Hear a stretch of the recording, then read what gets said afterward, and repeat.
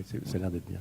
Je vais demander à Loïc de Pecker, qui est délégué général à la langue française et aux langues de France, représentant le ministre de la Culture, voilà, de s'exprimer sur ce colloque. Et voilà. Merci beaucoup.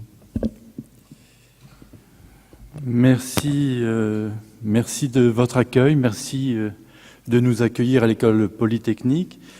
Merci à l'Observatoire européen du plurilinguisme d'avoir organisé avec son équipe cette manifestation qui va durer 2 journées, en pensant que je retrouve ici beaucoup de collègues et quasiment aussi des collègues de l'étranger que je salue au passage, en essayant de vous dire 3 choses.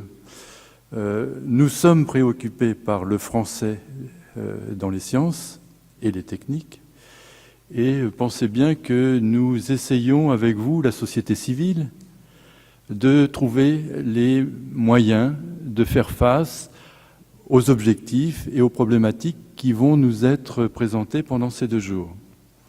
J'ai coutume de dire que sur la question des langues dans les sciences et techniques, il y a plusieurs niveaux. On est ici à Polytechnique, pensez à une fusée, ce qu'on appelle aujourd'hui un lanceur. Le premier étage de la fusée, c'est quoi? Ce sont les vocabulaires techniques et scientifiques.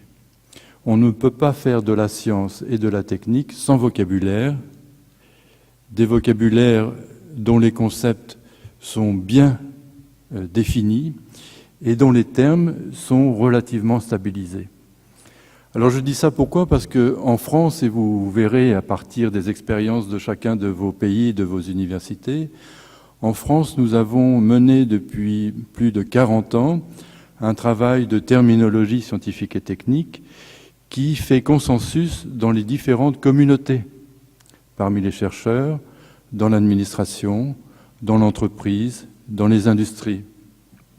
Nous publions maintenant de véritables vocabulaires de termes qui sont publiés au journal officiel, c'est-à-dire le journal de la nation, qui font consensus. Alors, par exemple, un vocabulaire de la biologie de à peu près 600 termes qui recueille les principes, les concepts de base de la biologie d'aujourd'hui.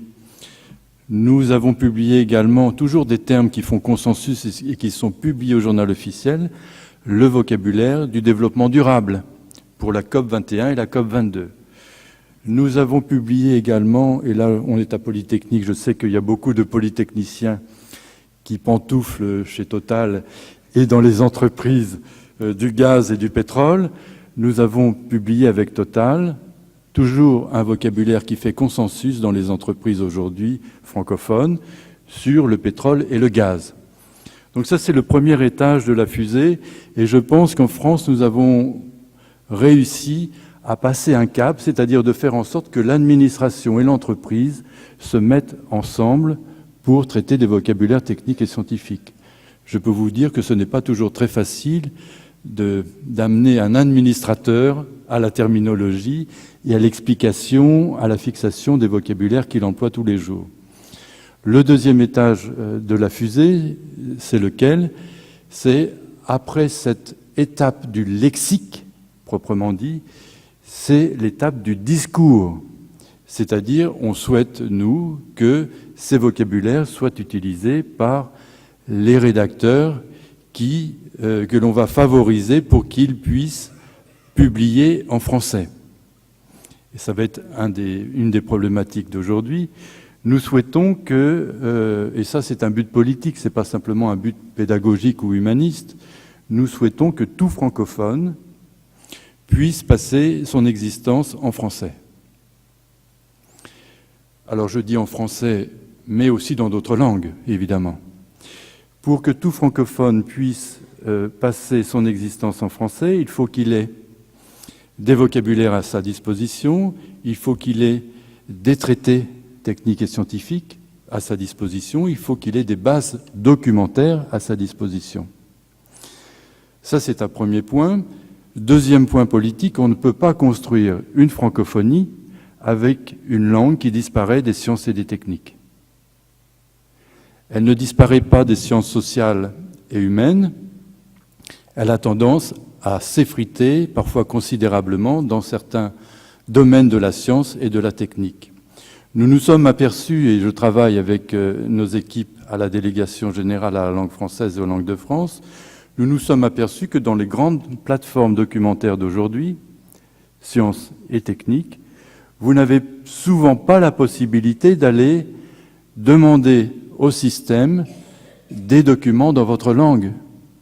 Ce que le système vous donne, ce sont des documents le plus souvent en anglais. Et nous nous sommes aperçus que dans la conception des grandes bases documentaires, la fonctionnalité langue n'existe pas. Donc nous travaillons avec nos amis de la francophonie et d'autres pays européens à faire en sorte que dans les grandes plateformes documentaires, on puisse intégrer cette fonctionnalité. Vous voulez travailler en français, moi je veux des documents en français. Vous voulez travailler en allemand, moi je veux des documents en allemand. Et nous avons fait, et je vous invite à aller regarder ce que nous pouvons faire, et ça je l'invite aussi en direction de nos collègues européens et d'autres pays, allez voir la base de données sciences humaines et sociales, Isidore, qui est une grande base de données dans ce domaine-là. Et vous verrez que, par exemple, quand on me disait, moi, que les économistes n'écrivaient plus en français, si vous allez dans Isidore, qui recueille beaucoup d'écrits en français, dans Isidore, vous trouvez à peu près 100 revues d'économie en français. Et pas des revues anciennes, des revues qui viennent de se créer, dans tous les domaines, les techniques commerciales, l'économie, la théorie, tout un ensemble de choses, la formation professionnelle, tout un ensemble de choses qui restent en français. Donc nous sommes en train de faire ce travail, et je fais un appel auprès de nos collègues d'autres pays pour cela. Le troisième étage de la fusée, c'est le dernier étage, parce qu'après je m'envole. Le troisième étage de la fusée, c'est quoi? C'est de faire en sorte que nos chercheurs, nos techniciens, puissent être également évalués sur leur production en français. Être évalués sur leur production en français, ça veut dire qu'il y a un certain nombre d'écrits qui sont indispensables quand on enseigne. Pour les étudiants, par exemple. Le niveau d'écrit comme peut l'être celui du traité théorique et souvent pratique également, permet de faire en direction de nos étudiants un état de l'art, un état de la recherche, de leur donner des références. Les références peuvent être effectivement en français, mais en d'autres langues, évidemment. Donc on a là, pour nous, au ministère de la Culture, en relation avec le ministère de la Recherche, on a là un programme de travail qui vise à faire en sorte que l'on construise cette francophonie qui travaille dans une langue extrêmement moderne, une langue mondiale, mondialisée, le français, qui permettra à nos jeunes chercheurs, aux générations futures, de pouvoir se réapproprier leur culture technique et scientifique et éviter que les langues techniques et scientifiques disparaissent au profit d'autres langues. Voilà ce que je voulais dire aujourd'hui. Je pense à cette école polytechnique avec émotion. Nous sommes dans une période de commémoration du conflit mondial, le premier conflit mondial. Pensons à tous les polytechniciens qui sont morts au champ d'honneur. Et je trouve que, effectivement, cette école que vous représentez si bien mérite les hommages qu'on lui rend ordinairement, mais elle le mérite aussi dans sa vision et dans sa dimension humaniste et francophone. Donc, je disais tout à l'heure à Dominique Rossel, vous êtes un modèle. Il faudra voir avec vous la société civile, avec vous les chercheurs, les universitaires, les techniciens et les scientifiques, il faudra voir quels sont les moyens de faire en sorte que nous nous réapproprions notre patrimoine technique et scientifique du point de vue de nos langues. Donc je vous souhaite un bon travail, une bonne rencontre aujourd'hui. Je serai obligé de vous quitter rapidement puisque je rencontre la directrice de cabinet du nouveau ministre de la Culture cet après-midi. Et donc je penserai à lui envoyer ce message de de ce colloque que vous organisez ce matin et qui, je pense, va porter ses fruits. Merci à vous, merci Christian. Merci Loïc. Merci Loïc.